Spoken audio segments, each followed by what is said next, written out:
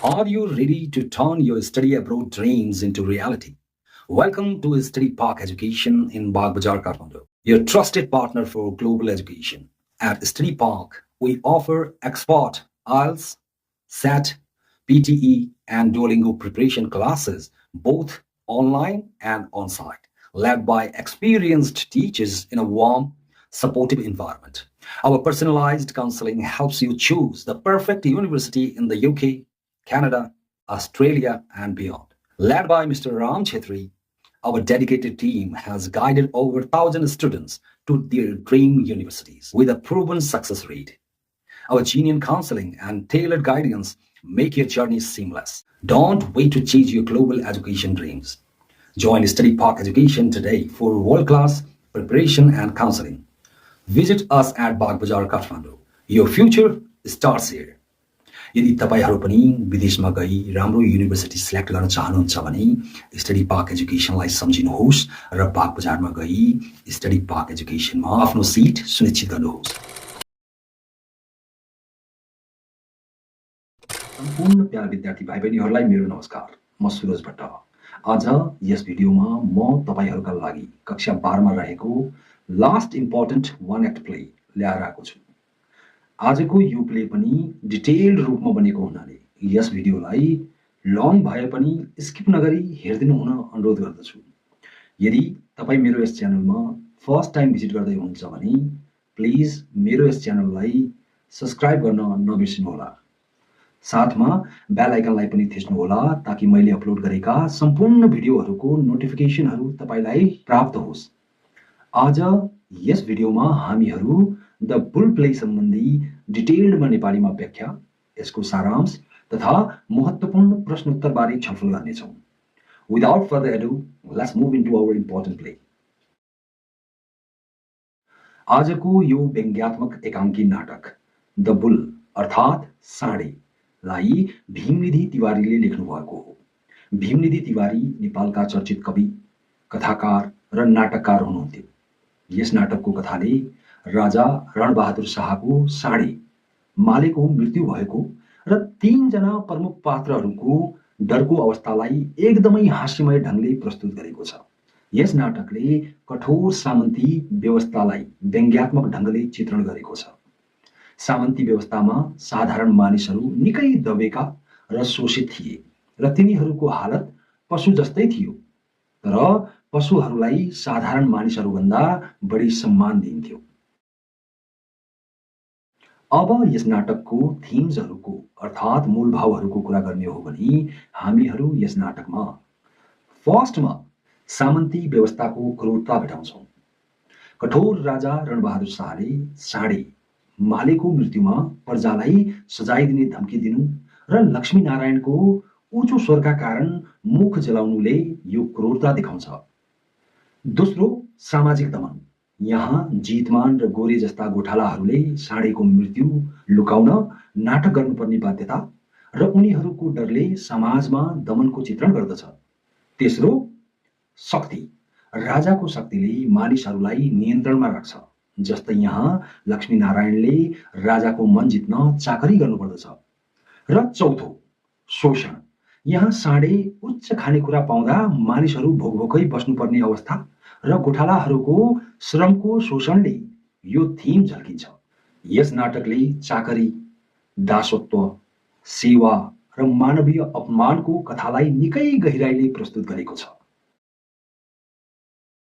अब यस नाटकको सेटिङको कुरा गर्ने हो भने हामीहरू यस नाटकमा 3 वटा ठाउँहरूको मूल सेटिङ भेटाउँछौँ। पहिलो, लक्ष्मीनारायणको घरको आँगन र दोस्रो, बसन्तपुरमा रहेको राजाको दरबार र तेस्रो, ठुलो गौचरको गोठ। यो नाटकको कथा विक्रम सम्वत 1854 को असोज महिनाको बिहानीमा आधारित छ। यो समयमा रणबहादुर शाह राजा थिए जो साँढे पाल्न निकै रुचाउँथे र पशुपति मन्दिरमा साँढे छाड्ने परम्परा सुरु गरेका थिए। यो नाटकको शैली व्यङ्ग्यात्मक रहेको छ।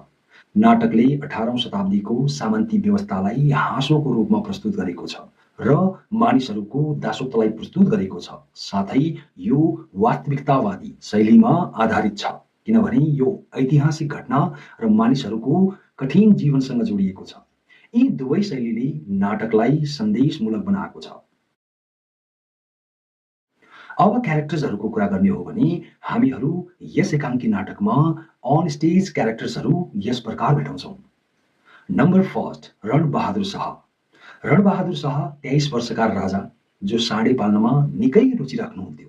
उहाँ साँडेको मृत्युमा रिसाउने र प्रजालाई सजाय दिनुहुन्थ्यो। उहाँ शक्तिशाली तर साँडेप्रति अत्यधिक मोह भएका व्यक्ति हुनुहुन्थ्यो। पात्र नम्बर 2, लक्ष्मीनारायण दाहाल, जैसी। लक्ष्मीनारायण दाहाल 40 वर्षका बिचरी सुबेदार र साँडेका डाक्टर जो राजासँग नजिक थिए। उनी चतुर साथसाथै राजाको खूब चाकरी गर्थे। उनले साँडेको मृत्यु लुकाउन नाटक गरेर आफ्नो र अरूको जीवन बचाए। पात्र नम्बर 3, जितमान। जितमान साँडे चराउने गोठाला हुन्। उनले राजाको डरले साँडेलाई बुवा जस्तो मान्ने नाटक गरे। उनी डरपोक थिए र साँडेको मृत्युपछि रोए, जुन राजाको सजायबाट बाँच्नको लागि देखाइएको हो। अन्तिम पात्र गोरे। गोरे यहाँ अर्को गोठालो हुन् जो जितमानसँग मिलेर साँडेको हेरचाह गर्थे। उनी पनि डरले कापे र साँडेको मृत्युपछि आत्महत्या गर्ने कुरा बोले, जुन राजाको इनाम पाउन र सजायबाट बाँच्न उनको नाटक थियो। अब मोरल लेसनको कुरा गर्ने हो भने हामीहरू यस नाटकबाट अत्यन्त उपयोगी नैतिक पाठ सिक्न सक्छौँ, जुन रहेको छ हामीहरूले एकअर्काको सम्मान गर्नुपर्दछ र दासत्वबाट मुक्त हुनुपर्दछ।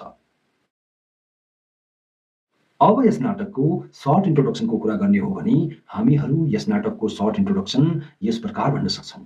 This play, the bull by Bhimnidhi Tiwari, is a simple satire on Nepal's old feudal time under King Ranbahadur Shah. This short play has presented a funny yet sad story of a special bull's death, showing how people were treated badly. It uses characters like Lakshmi Narayan and the cowherds to show servitude and oppression. This timeless story teaches us to value people more than power. यस प्रकार हामीहरू यस निबन्धको short introduction लेख्न सक्छौँ। यदि तपाईहरूलाई पनि class 12 को सम्पूर्ण नोट्सहरू जस्तै long summaries, short summaries, authentic आन्सर्सहरू चाहिएको छ भने तपाईहरू मेरो website NEP English support class 12 मा भिजिट गर्नुहोस् र आफ्नो कम्पलसरी इङ्ग्लिस क्लास 12 को एक भरपर्दो नोट कपी तयार गर्नुहोस्। ल अब लागौँ यस एकाङ्की नाटकको समरीतर्फ। आजको समरी डिटेल्ड रूपमा भएको हुनाले यहाँहरू सम्पूर्णलाई ध्यानपूर्वक सुन्न र बुझ्न अनुरोध गर्दछु। यहाँ यस समरीमा हामीहरू महत्त्वपूर्ण प्रश्नोत्तरहरू पनि छलफल गर्नेछौँ। ल अब ब्याकग्राउन्डबाट सुरु गरौँ। यस नाटकले विक्रम सम्वत 1854 को असोज महिनाको बिहानको समयलाई प्रस्तुत गरेको छ। त्यतिखेर रणबहादुर शाह नेपालका राजा हुनुहुन्थ्यो। उहाँ 4 खुट्टे जनावरहरूलाई अत्यधिक मन पराउनुहुन्थ्यो। खास गरी भन्ने हो भने उहाँ साँडे पाल्न रुचाउनुहुन्थ्यो। उहाँले हरेक महिना पशुपति मन्दिरमा साँडे छोड्ने परम्परा सुरु गर्नुभएको थियो। यहाँ यस नाटकमा राजा रणबहादुर शाहको एउटा माले नामक साँडे बिरामी पर्छ र मर्छ।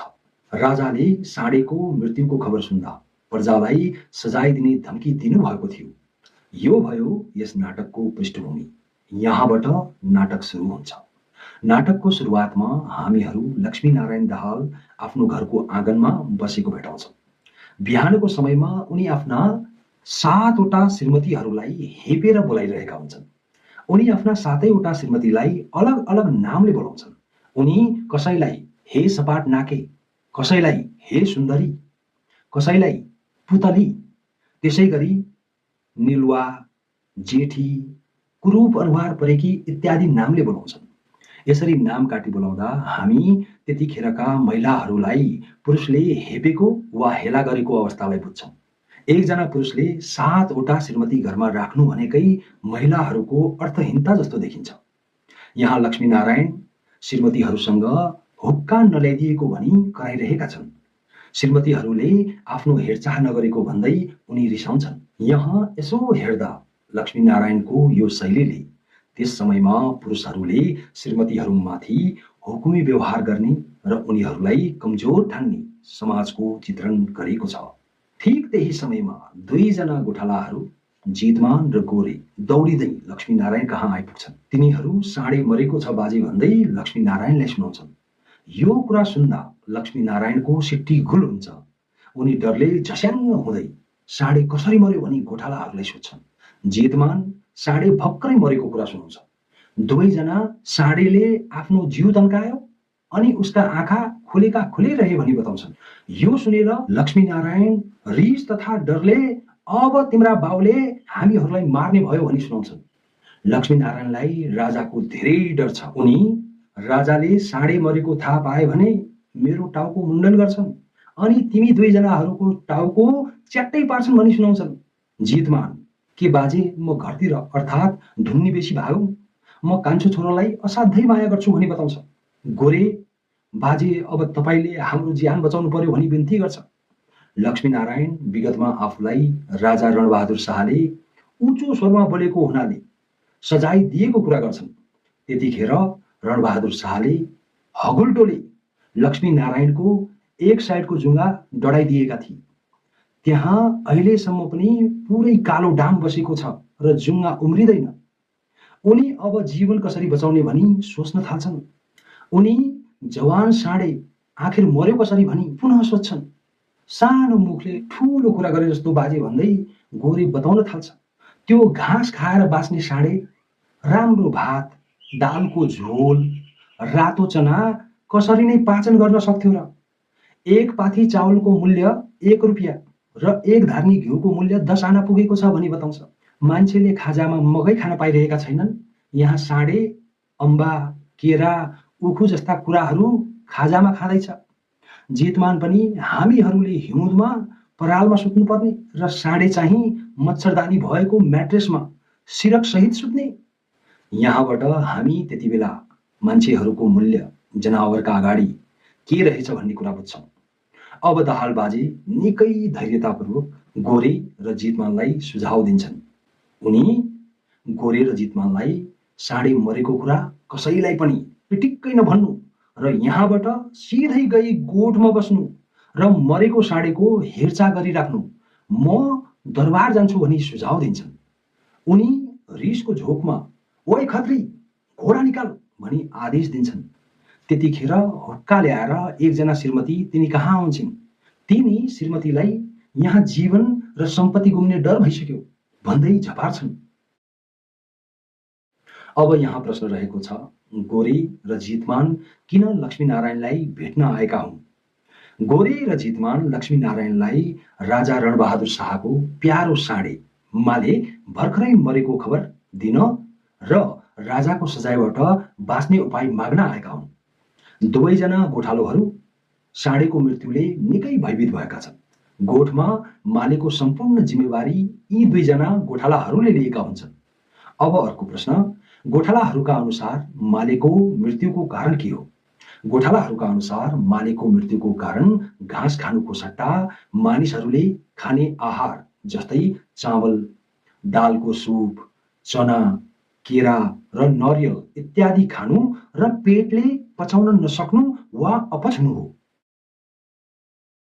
बसन्तपुर दरबारमा पुग्न साथ लक्ष्मीनारायण केही बेर माथितिर टाउको गरी झ्यालतिर एकोहोरो हेरी बस्छन्। माथि झ्यालबाट जब राजा रणबहादुर शाह उनलाई सोध्छन्, उनी राजाको अगाडि हात जोड्छन् र भन्छन्, स्वस्ति स्वस्ति महाराज। लक्ष्मीनारायण दाहाल आफूलाई महाराजको सहायता माग्न गाह्रो हुन्छ भन्ने कुरा व्यक्त गर्दै उनी सहायता माग्न बाध्य छन् भन्ने कुरा बताउँछन्। उनका अनुसार आजको यो समस्या निकै गम्भीर छ। उनी मेरो मनभित्रैदेखि दुख्छ महाराज जब म तपाईसँग सहायता माग्छु भनी बताउँछन्।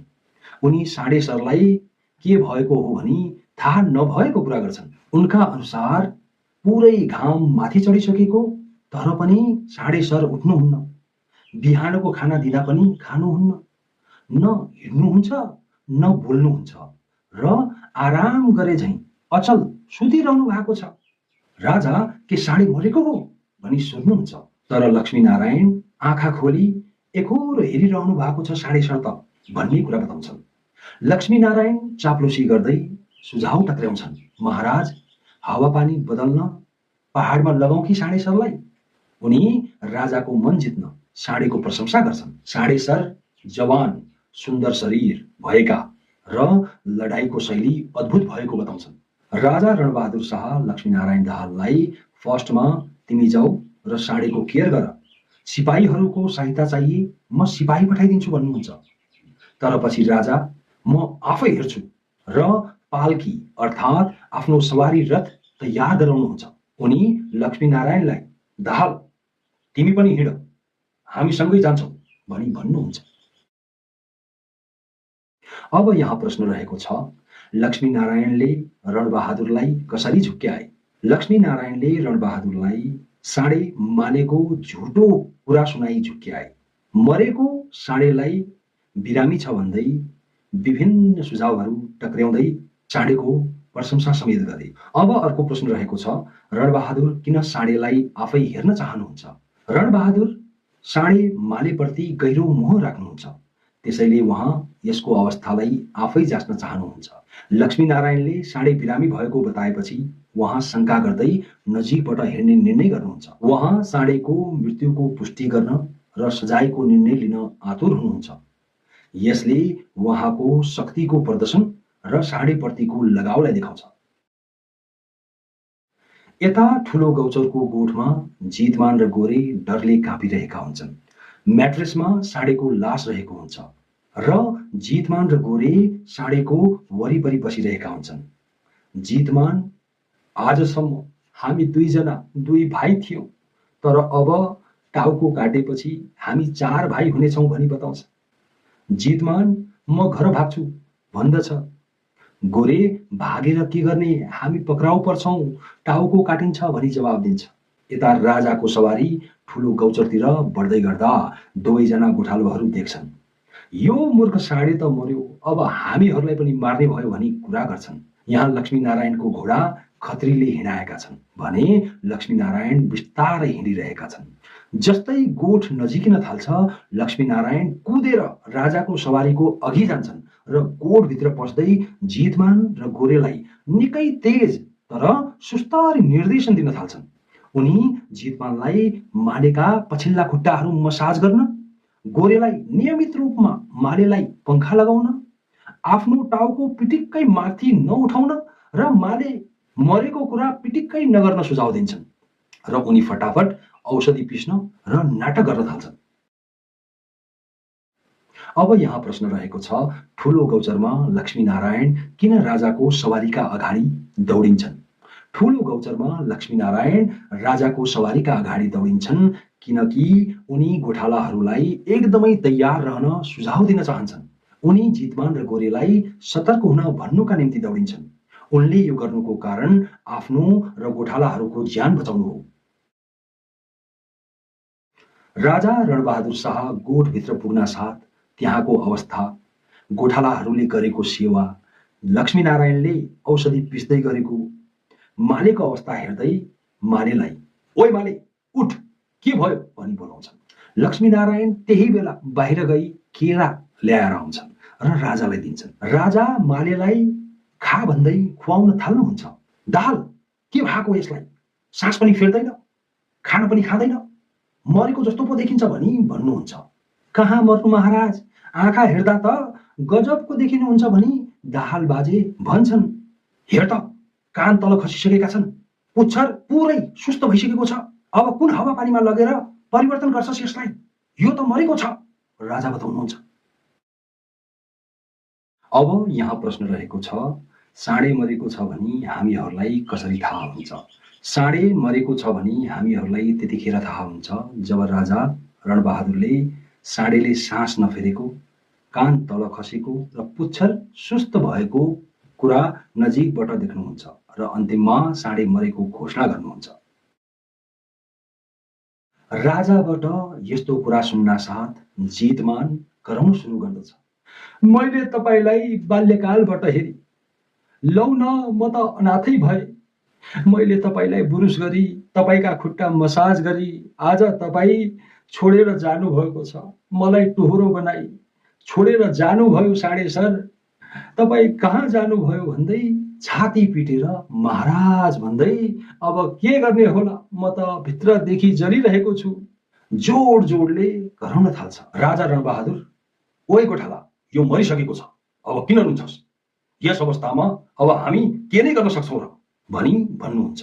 तर जित बहादुर आफ्नो नाटक जारी राख्दै, मेरो मुटुले मान्या छैन महाराज, मेरो माले, म के गरौँ, कस्तो भाग्य पाएछु मैले भन्दै कराउन थाल्छ। राजा दाहालबाजीलाई यो गोठालालाई शान्त पार भनी आदेश दिनुहुन्छ। ओए शान्त बस, तलाई बक्सिसमा 400 रुपियाँ, अहिलेको अहिले चुप लाग भनी राजा भन्नुहुन्छ। यसरी जितमानलाई बक्सिसको रूपमा 400 सुन्दा गोरे अर्को छेउबाट रुन सुरु गर्दछ। ऊ, तपाईको हेरचाहका लागि मैले घर, आमा बुवा श्रीमती र बच्चाहरूको बारेमा केही सोचिन। साढे सर, म तपाईसँगै जान्छु, या त म झुन्डिएर मर्नेछु या त म तपाईसँगै गाडिनेछु, म तपाईँलाई छोड्न सक्दिन। ऊ आफ्नो छाती पिट्दै म सक्दिन, म सक्दिन, म सक्दिन भन्दछ।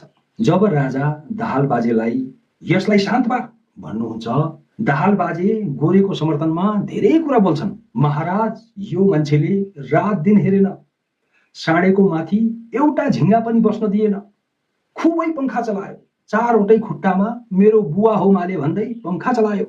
अब बिचारा हेर्नुस् त, सहारा विहीन र अनाथ बन्न पुग्यो भनी भन्छन्।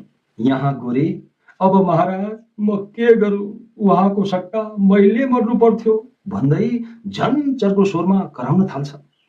महाराज गोरेलाई बक्सिसमा जितमान भन्दा बढी 500 दिने घोषणा गर्नुहुन्छ। अब यहाँ प्रश्न रहेको छ, जब राजाले मालेको मृत्युको घोषणा गर्नुहुन्छ, गोरे र जितमान किन रुन्छन्? गोरे र जितमान राजाको डरले साँडेलाई बुवा जस्तो मान्ने नाटक गर्छन् र मृत्युको घोषणापछि रुन्छन्। उनीहरूले राजाको सजायबाट बाँच्न र इनाम पाउन भावुकता देखाउँछन्। जितमान अनाथ भएको नाटक गर्छ भने गोरे आत्महत्या गर्ने कुरा बोल्छ। यो व्यङ्ग्यले उनीहरूको बाध्यता र चाकरीलाई देखाउँछ। दुवैजनाले बक्सिस पाएको सुन्दा लक्ष्मीनारायण दाहालबाजे आफूले साढे सरका लागि गरेको औषधि उपचार, साढे सरको तागत, यति कलिलो उमेरमा मेरो आँखा अगाडि साढे सर जानु भन्दै रुन थाल्छ। रणबहादुर शाह दाहालबाजे रुँदा निकै रिसाउनुहुन्छ। आखिर तलाई के को कमी छ, त किन रोएको? मरण च्यास्य भएर सुबेदार र बिचरीको पद तसँग छ। आफूलाई शान्त पार र साँडेको अन्तिम संस्कार गर, पुजारीहरूलाई दान दक्षिणा आफैले दे, तेरो चिन्ताको बारेमा म विचार गरौँला भन्दै त्यहाँबाट लाग्नुहुन्छ। जितमान र गोरे बाँचेको र इनाम पाएकोमा निकै खुसी हुन्छन्। यस प्रकार आजको यस नाटकले सामन्ती व्यवस्थाको क्रूरतालाई व्यङ्ग्यात्मक ढङ्गले प्रस्तुत गरेको छ, जहाँ एउटा साँडेको ज्यानको मूल्य मानिसभन्दा माथि थियो। लक्ष्मीनारायण, जितमान र गोरेले डर र चाकरीले जीवन बचाए, जुन व्यङ्ग्यको रूपमा प्रस्तुत गरिएको छ। अब अर्को प्रश्न रहेको छ, यस नाटकले सामन्ती व्यवस्थालाई कसरी व्यङ्ग्य गर्दछ? यस नाटकले मानिसहरूको मानवीयताको हरण र दमन प्रस्तुत गरी सामन्ती व्यवस्थालाई व्यङ्ग्य गर्दछ। यस नाटकले राजा रणबहादुर शाहले आफ्ना कामदारहरूमाथि शोषण गरेको, लक्ष्मीनारायण र गोठालाहरूको दासत्व र चाकरी प्रस्तुत गरेको, समानताको अभावको मजाक उडाएर व्यङ्ग्य प्रस्तुत गरेको छ। अब अर्को प्रश्न रहेको छ, लक्ष्मीनारायणको चरित्र चित्रण गर्नुहोस्। लक्ष्मीनारायण दाहाल एक चतुर र डरपोक व्यक्ति हुन्, जो सुबेदार र साँडेका डाक्टरको रूपमा यहाँ यस नाटकमा प्रस्तुत भएका छन्। उनी राजाको डरले चाकरी गर्छन् र साँडेको मृत्यु लुकाउन नाटक गर्छन्। श्रीमतीहरूलाई हेप्ने उनको शैलीले पुरुष प्रधान समाजलाई देखाउँछ। उनी आफ्नो जीवन बचाउन हरेक हत्कण्डा अपनाउँछन्। आजको यो एकाङ्की नाटक तपाईहरूलाई कस्तो लाग्यो? यदि राम्रो लागेको हो भने यस भिडियोलाई लाइक, कमेन्ट र शेयर अवश्य पनि गर्नुहोला। सम्पूर्ण प्रश्नोत्तरहरूका लागि मेरो website NAB English Support class 12 मा भिजिट गर्न नबिर्सिनुहोला। Thanks for watching this video. Best of luck for your examination. नमस्कार।